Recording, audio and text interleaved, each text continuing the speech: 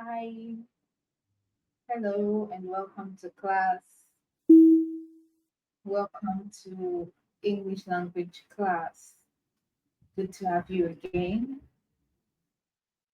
All right, so we are finishing our class on sentence completion and interpretation today,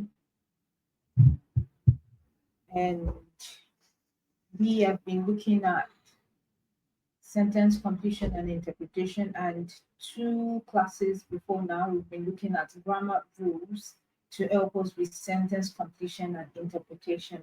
So we're going to finish off the rules today and then look briefly into what sentence interpretation is, and then we round off for the class on sentence completion and interpretation.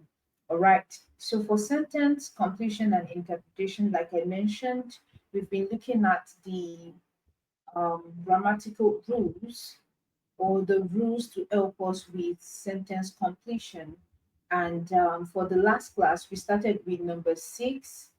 So we were able to look at number 6, which is pronoun agreement. We were also able to look at number 7 of the rules, which is the use of preposition. Then we started with the correct use of modals. That's rule number 8, the correct use of modals. And then this is where we talked about the modals that we have. We have can and could, we have will and would, we have may and might, and we have should. So for the last class, we ended the class with the modals will and would.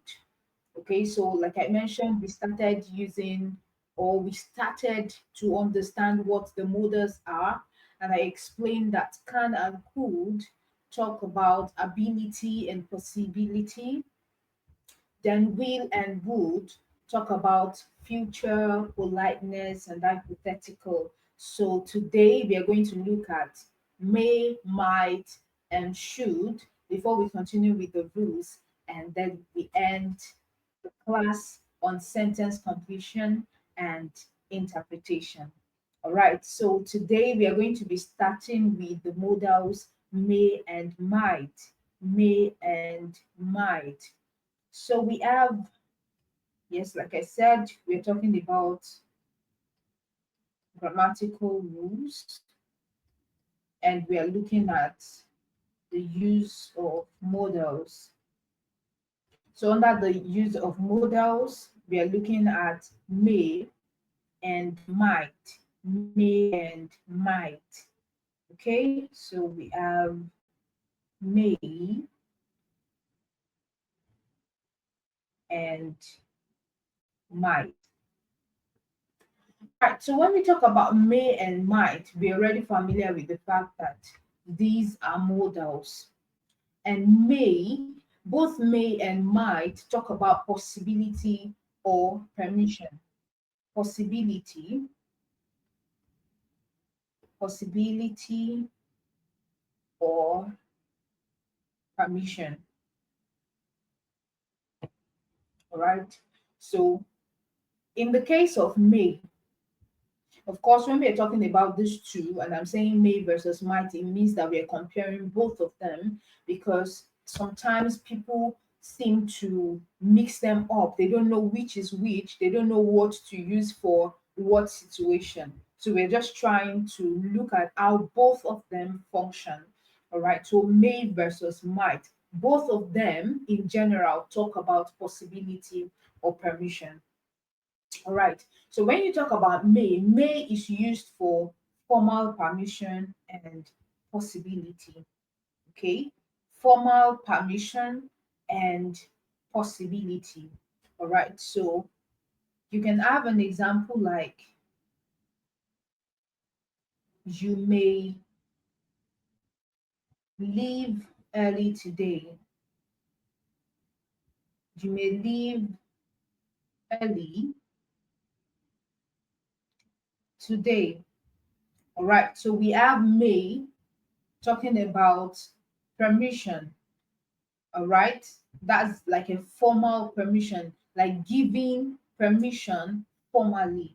So you may leave early today. That's for may. Like I mentioned, may is used for permission, polite or formal permission, all right?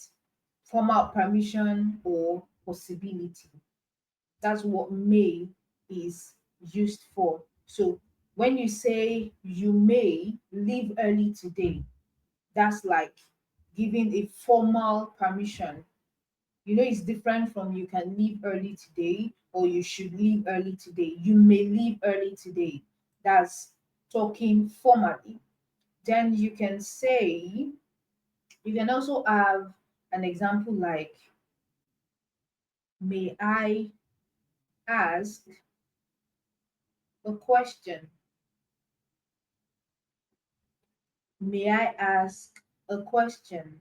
All right. In the case of may here, that's like a very polite way of asking for permission, a very polite way of asking for permission. So, like I mentioned, may is used for formal permission and possibility. All right. Now we move to might. When you talk about might is used for lower probability. Okay. When you talk about lower probability, that's like a kind of less certain possibility.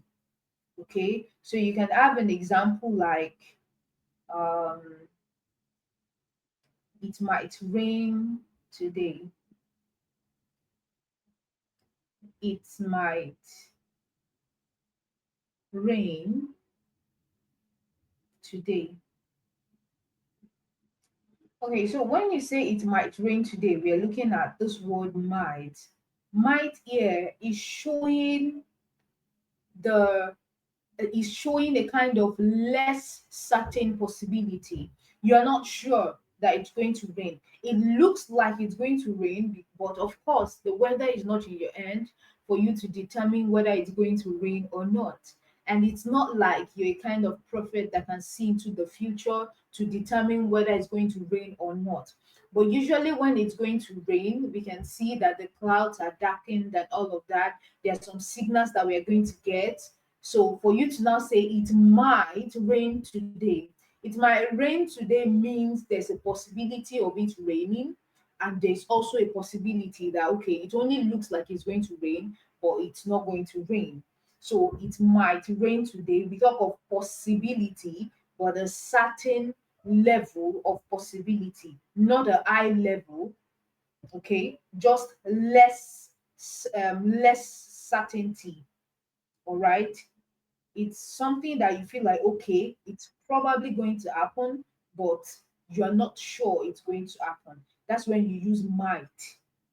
All right, so we move to the next one, and that is should. That's the last one we're looking at under modal. So when you talk about should talks about giving advice or talking about obligation. All right, giving advice or talking. Right, let's have should written in one corner here. Okay, so we have should. So should is the last model that we are looking at. And when you talk about should, like I was saying, you use should to give advice or to talk about obligation. Okay, you use it to like make suggestion or to talk about duty. Okay, so you can have an example like, you should eat more vegetables. Okay,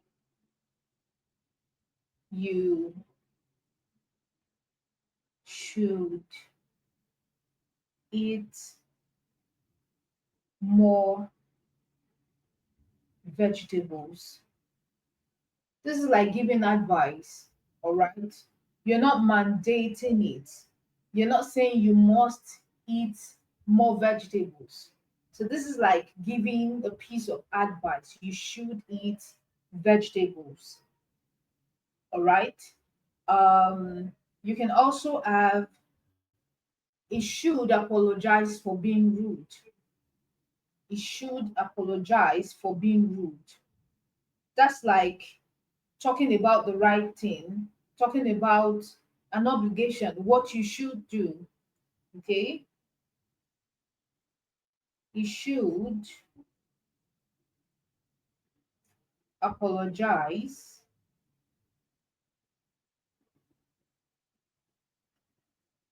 for being rude. All right, you should apologize for being rude. That's like talking about an obligation, like I mentioned. And when you talk about obligation, you're basically talking about what is right to do, the right thing to do. So you also use should in that case. All right, you can also use should for like asking for advice. You can ask for a piece of advice using should. All right, so you can have something like, should I call her now?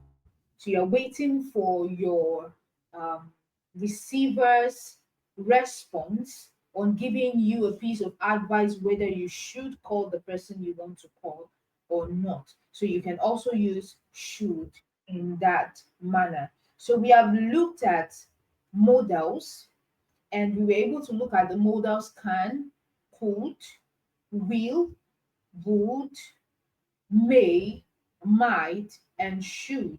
And again, I'm running through them again.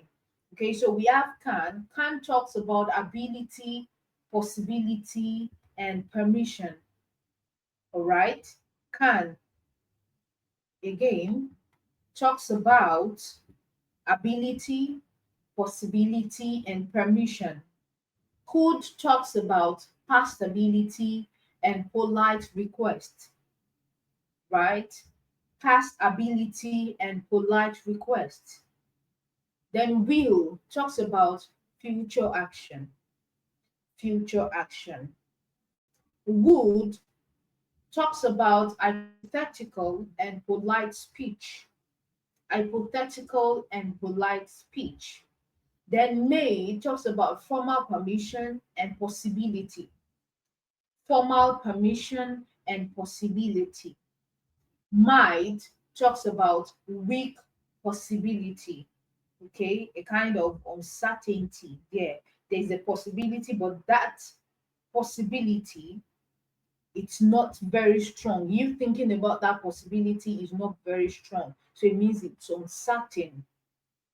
Then should is used to give a piece of advice or to talk about an obligation or a duty, right? So that's what majorly modals are about. So when you talk about the use of modals as one of the grammatical rules that will help you with your sentence completion, then these are the modals that you should look forward to, or these are the modals that you should look at.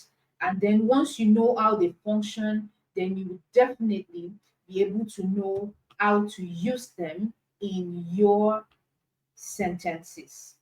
All right, so we are moving to the next rule. That's the ninth rule. Okay, and the rule says correct word form. Correct word form. I'm going to wipe off the board now.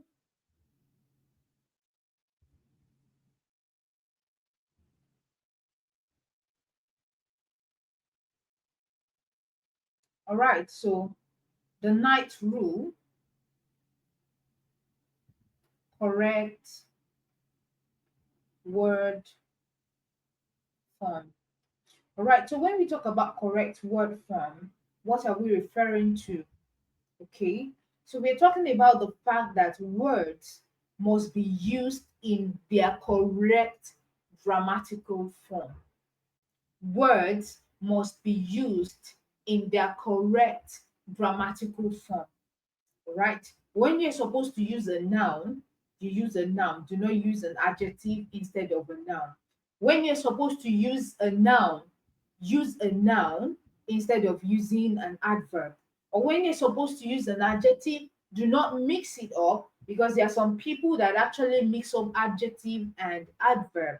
So it means that in your sentence, you must be able to determine, or you must be able to know what the appropriate word you should use, whether you are using an adjective or an adverb so that you don't mix the two together. All right. So we can have a sentence like, she feels badly. She feels badly about what happened. She feels badly about what happened. Again, remember I said when we're talking about the rule of correct word form, words must be used in their correct grammatical form. Okay, in their correct grammatical form. Now, something is wrong with this sentence. She feels badly about what happened. Of course, we can understand what this sentence means, but because we can understand what it means, does not mean that it is grammatically correct. Something is wrong with this. Okay, she feels badly about what happened. So, what exactly is wrong with this sentence? Okay, now when you talk about feels, the word feels is a linking verb. Okay, it's a linking verb. And when I said linking verb, in this case, I mean that it is not an action word. An action word like eat or kill. Okay, that's something you can see, you can definitely see that act happening. But when you say feels, if a person feels bad, you don't know that the person feels bad until the person shows that they feel bad, or until the person says that they feel bad. Okay, so it's not an action word like what you would usually see. So here is a linking word helping this sentence. So she feels, when you say she feels badly about what happened, and I mentioned that this word, something is wrong with it. Now, the word feel in this sentence, like I mentioned, is a linking word. Okay, so it should be followed by an adjective. It should be followed by an adjective, not an adverb. And the word badly is an adverb. This word is an adverb. So because we have a verb here, and this verb is a linking verb, right? What should follow it is an adjective. Okay? Adjective follows, not adverb. So the correct thing should be she feels bad about what happened.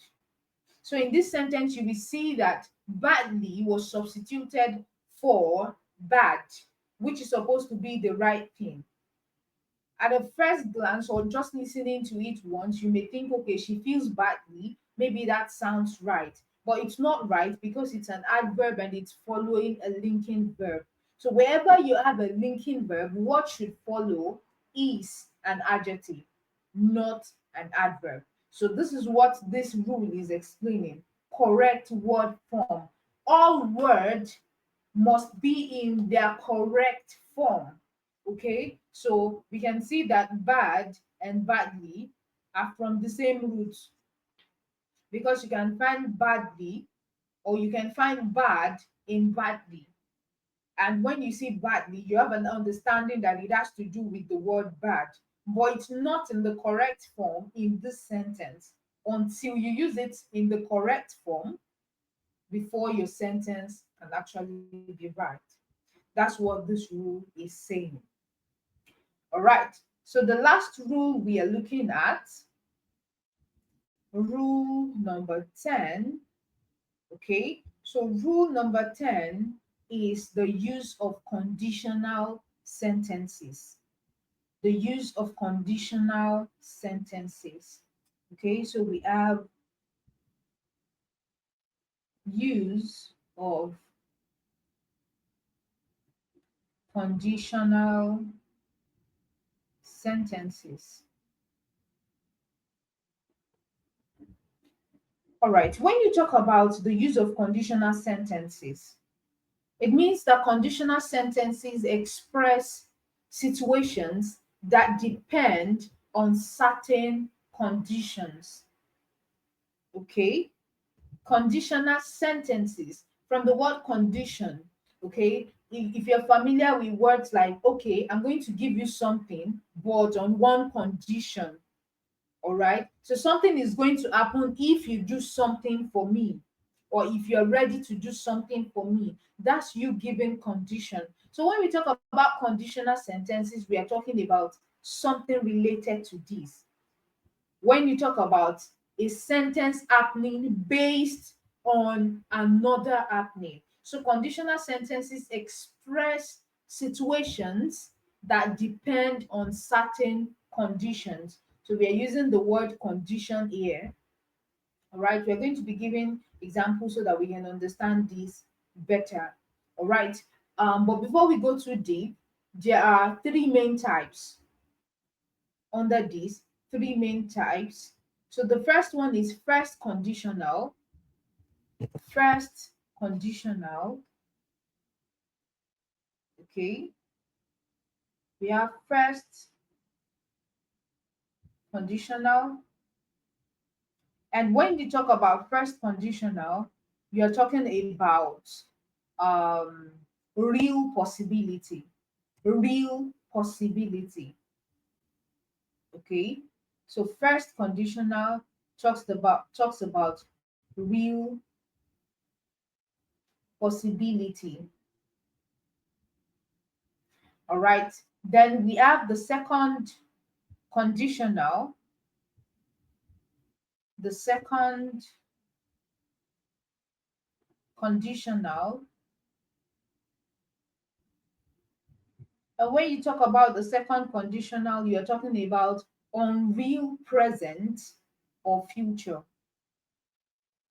Okay. Unreal present or future. Then we have the third conditional. The third conditional. This will be unreal past. Unreal past.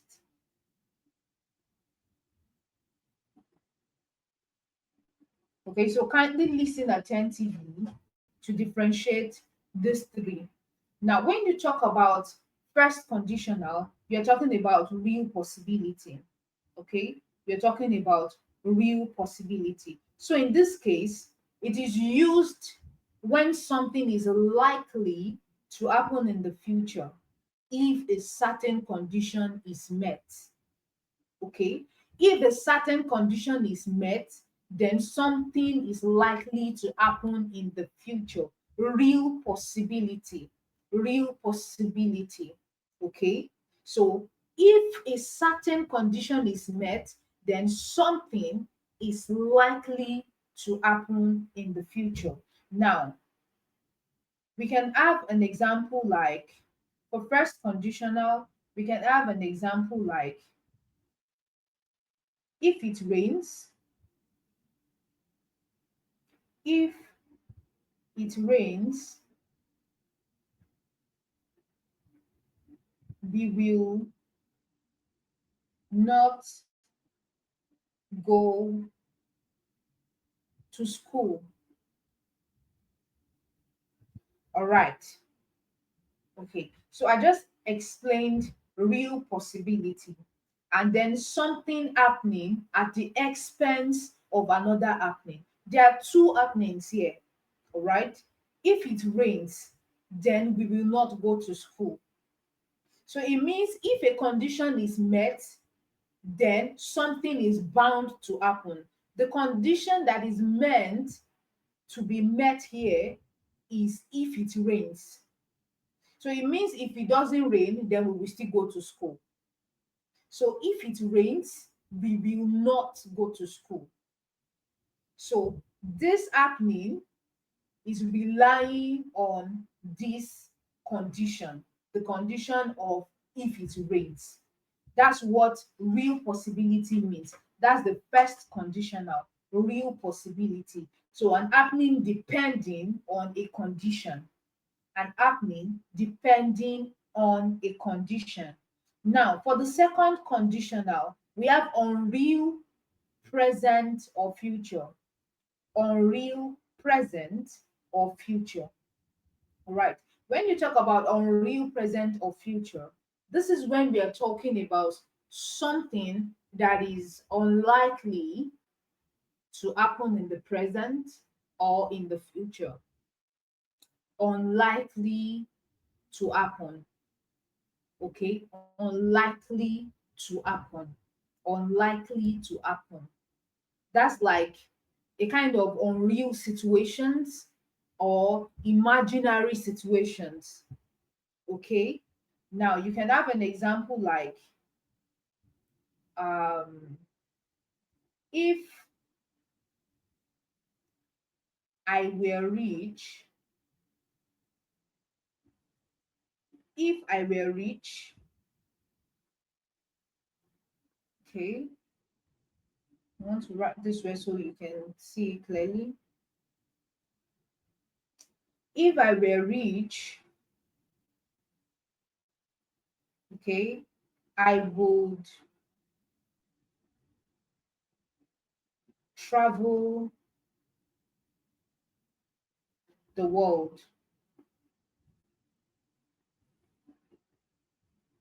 I will travel the world. Now, in this condition, talking about this condition, it's showing that presently I am not rich, so I cannot travel the world. So this is just in my imagination. If I were rich, of course, there are things that I want to do if I were rich. And one of the things is that I would travel the world. So in this case, you're talking about, sorry, we are talking about the second conditioner here, the second conditioner. So if I were rich, I would travel the world. So this is like an unreal present.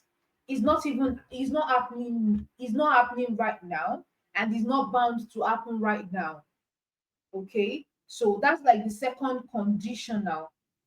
Do not forget the first conditional, an happening or a happening is depending on a condition that must be met before it happens. For the second conditional, okay, something is definitely not happening, it's just imagination. So it is unreal, it's a kind of unreal present or future, something that is just happening in your head and is not bound to be seen or is not bound to show. That's for second conditional. That's like an imaginary or unreal situations. Then lastly, we talk about third conditional, and that's like talking about the past. Talking about the past. And in this case, that's like something too late to change. It has already happened and you cannot change it. So it is used to talk about a kind of past event that did not happen. And then you are imagining a different result to it. Now, I don't know if it has ever happened to you before. Maybe you were just, maybe when you were in school, someone insulted you, and then you could not insult the person back. You now got home, you're now thinking, I should have said this thing and said this thing to this person. This person that said this thing to me, I should have said this thing to her. Now, in that case, when you are thinking about what you could have said, you know that thing has happened in the past and you cannot change the past. Now you are only imagining a kind of different result if you had said something or if you had responded to that person. So that's what like the third conditional looks like. It's like an unreal past. Something has happened in the past. Now you are looking at it in a different light, that okay, if it did not happen like that, then something else would have happened. That's what the third conditional is about. That's like an unreal past. All right. So you can have an example like, if she had studied, she would have passed the exam. If she had studied, she would have passed the exam. All right, so we can have that here. If she had studied, okay, I hope you can still see this. If she had studied, she would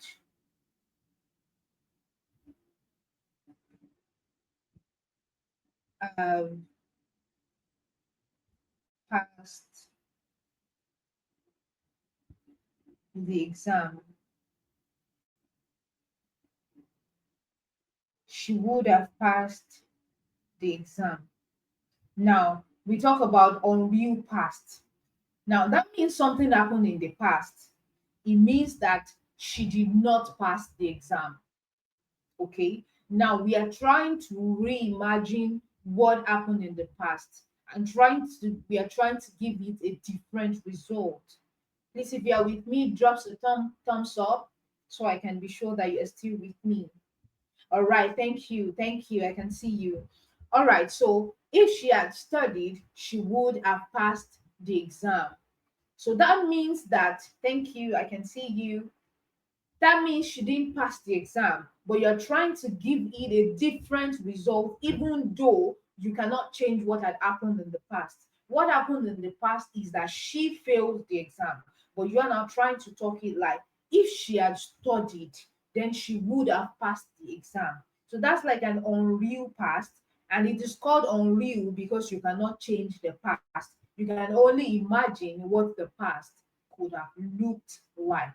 All right, so this is what we mean by use of conditional sentences. Now, some people might be confused on using tenses and all of that. We are still going to talk about tenses in one of our classes when we start to deal with um, grammaticals on its own, when we start to deal with grammar. So we're going to look at tenses and their uses. This is where we talk about present tense, we talk about present continuous, present perfect, and all of that. So you would be able to understand conditional sentences better. So please do not miss the class on do not miss any class on English language. All right. So we are still going to talk about tenses and how you can definitely use all of this so that you know when to use if I were rich instead of using if I was rich. All right, because some people will say if I was rich I would travel the world.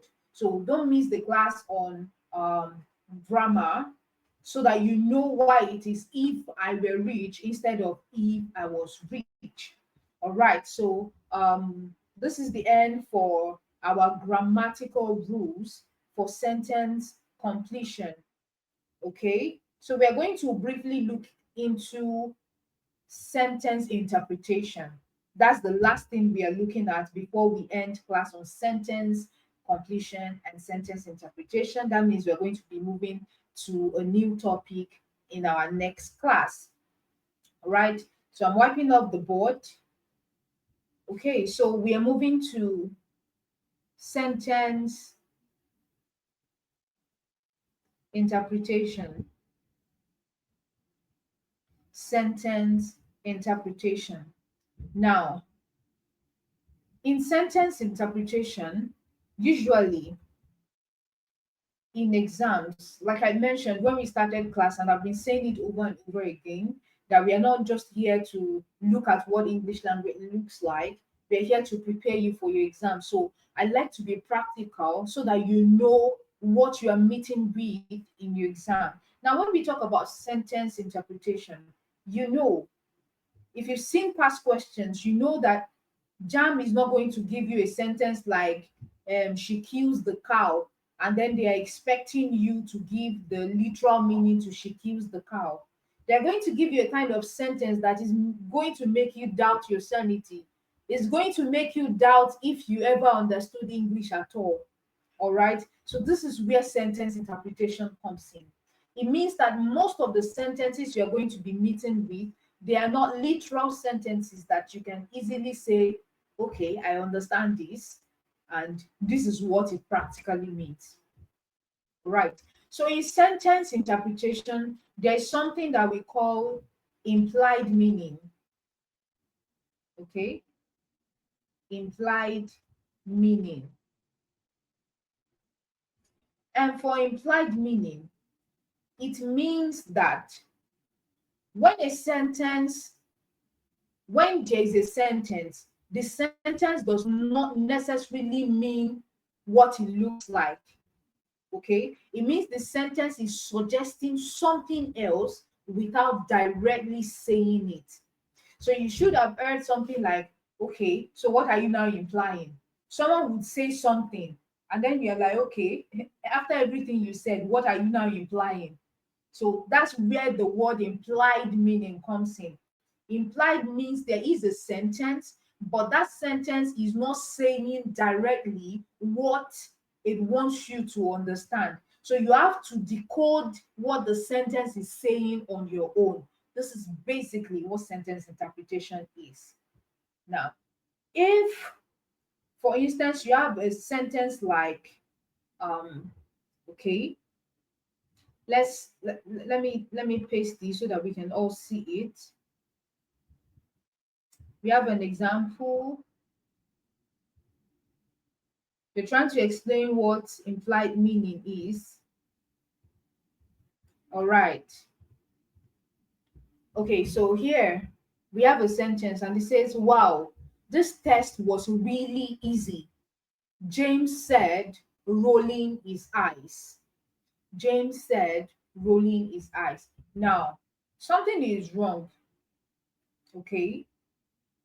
Now, what you can say is wrong is the fact that what James said is contradicting what he did. How can you say test was easy?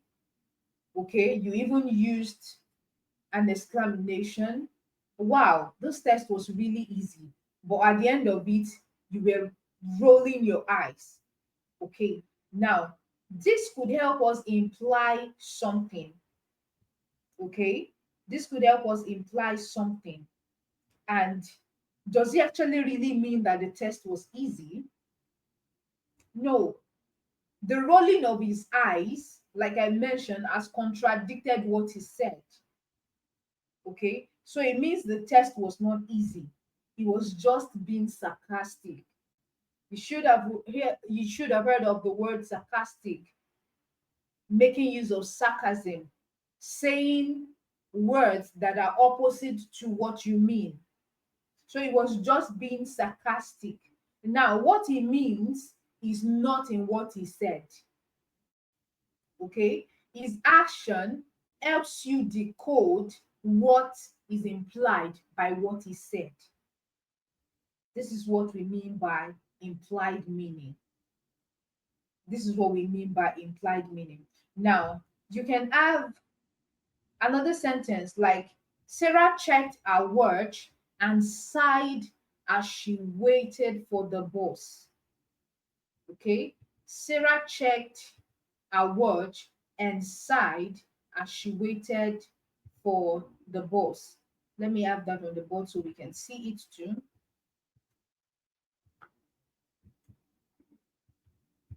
All right. So Sarah checked her watch and sighed as she waited for the bus.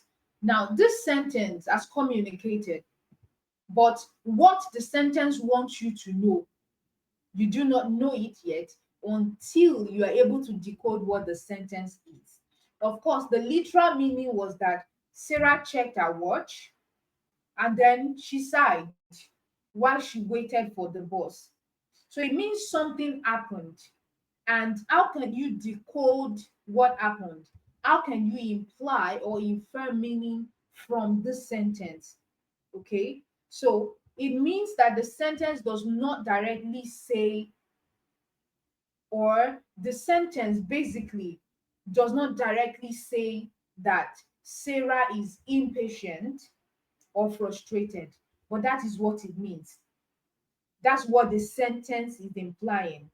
Because from our action of like checking a watch, when you are late for an appointment, you're supposed to go to school and you're probably waiting for someone. Maybe you went to call someone and then you're waiting for the person at their doorpost, and the person is taking longer time to finish up so that you can go to school, and then you have your watch on, you are checking like, "Ah, what's this guy still doing? Are you eating? What are you doing? You're just wearing your socks, you know, you're impatient because you don't want to be late.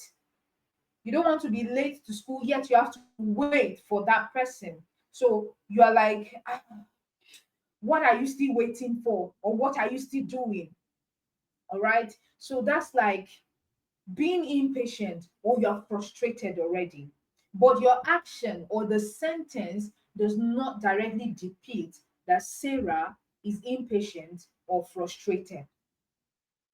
Okay, so the implied meaning is that Sarah is frustrated or impatient. So you could find sentences like this in your UTME, and they'll ask you, like, choose the correct interpretation for this sentence. And you have something like, Sarah checked her watch and sighed as she waited for the bus. This means A, Sarah is frustrated or impatient. B, Sarah just bought a new watch. C, Sarah hates the bus driver. D, Sarah loves to be on time. Now, you are supposed to depict what it means. So, the sentence interpretation that you have to do is to get the implied meaning from the sentence. So, Sarah checked her watch and sighed as she waited for the bus. Now, you imply the meaning and choose the correct option. So, you already know that, okay, three options are incorrect because they do not depict and are not the implied meaning of the sentence that you are looking at. So, the implied meaning is that Sarah is frustrated or impatient. So, this is what sentence interpretation is mainly all about, implying meanings. And again, I've been mentioning context since the beginning of our lesson. Context is very important. You need to understand context. You need to read choice of words and structure, how it is structured. You need to understand clues. You need to understand context, all right, for you to be able to determine what a sentence implies. And of course, we also have idiom. We talked about it in one of our lessons already. We have idioms. And when you talk about idioms, idioms do not necessarily mean or do not exactly mean what they say. Idioms have hidden meanings. Idioms have hidden meanings. Okay, so you can have a sentence like, after losing his job, Mark had to tighten his belt. Now you will know that tighten his belt does not naturally or literally mean that he wore a belt and tightened it. It means that Mark had to spend less money and be careful about his finances. That's like an idiom.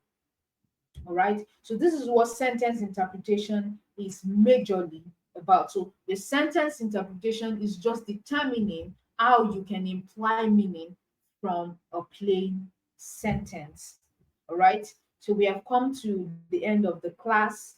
Today, we are going to be looking at a past question in this regard. But before we do so, today we continued our class on grammatical rules for sentence completion. Grammatical rules for sentence completion, and we continued from where we stopped in our last class, looking at the use of modals. The use of modals may, might, and should. And we said may is used for formal permission and possibility. Then we have might, talking about weak possibility. Then we talk about should, used for pieces of advice or to talk about duties or obligation. All right. Then we looked at rule number 9 out of the rules that we've been looking at. We talked about the correct word form, the correct word form. And this is where I mentioned that words must be used in their correct grammatical form. Where you're supposed to use an adjective, do not use an adverb. Where you're supposed to use an adverb, do not use an adjective. All right. So Then we looked at the last one, which is the use of conditional sentences. And we said when we talk about conditional sentences, you're talking about something that has to do with condition. So it means that conditional sentences express situations that depend on certain conditions. They depend on certain conditions. And we looked at three of these types. We have the first conditional that talks about real possibility. We have the second conditional that talks about unreal or present, unreal present or unreal future. Yes. Then we looked at the third conditional, talking about unreal past, unreal past. All right. Then we moved into sentence interpretation. And what we said sentence interpretation is mainly implied meanings. Implied meanings. How you can imply meaning. All right. So we're going to look at the past question right now, and this is from 2019 UTME. 2019 UTME. Okay. So, like I've been saying before, once you go to the app and you locate the CBT, you see the UTME 2019. Go under that session for synonyms, antonyms, um, then the complete this sentence. Then you find the one for sentence interpretation. They're usually in like a group. All right. So this is 2019, and it says choose the correct answer and explain why and how it is the correct answer. All right. So I know my onions. That's the word. And you expected to bring out the implied meaning. Now, when you say I know my onions, you know what onions are, vegetables that you cook with. Okay. So I know my onions. Do you know them by name? Do you start giving them names or something? So I know my onions. We know that we are not talking literal. We are not talking literal. We are talking about implied meaning. So, what does it mean? First, this is like an idiom. And when you talk about idiom, idioms usually talk, it's idiom is not talking directly. It means you have to bring out the meaning out of idiom. So, what is your option, or how can you interpret this sentence? All right. So, the instruction is going to say something like, "What does this sentence mean?" Or, "I know my onion. My onions. What does this mean?" All right. So, but for the sake of we answering and explaining, this is why we want to explain why and how it is correct. Okay, why the option we are choosing is correct. So I know my onions. We have options A to D. We have A, it says I know my job very well. Option B says I know my rights. Option C says I'm clever because of experience. Then option D says I'm aware of my position. I'm aware of my position. All right. So the correct option determines on how you understand idioms. All right, how you understand idioms.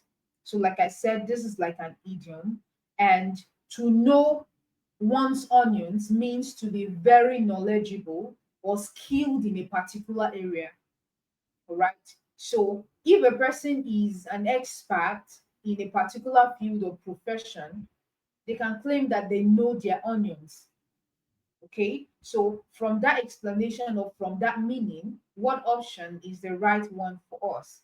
It means I know my job very well. You are good at what you do. It has nothing to do with you know you're right. It has nothing to do with whether you are clever because of your experiences. It has nothing to do with whether you are aware or you know what your position is. It's the fact that you know your job very well. You're an expert in it and you know your job very well. So we are bringing out implied meaning from this literal one of I know my onions. All right. So this is basically from 2019. And yes, we will be coming to the end of the class today. So if you miss any part of the class, kindly go on our YouTube channel at A1 Tutor to see the part of the class that you missed. And you can also go over the class again just to get yourself very familiar with what we've done. You can revise with all that you have learned today. And then you can also go on the A1 Tutor app to attend to the CBT questions on sentence interpretation and sentence completion. See you in the next class and prepare for your next class today in like 10 minutes time. Bye bye.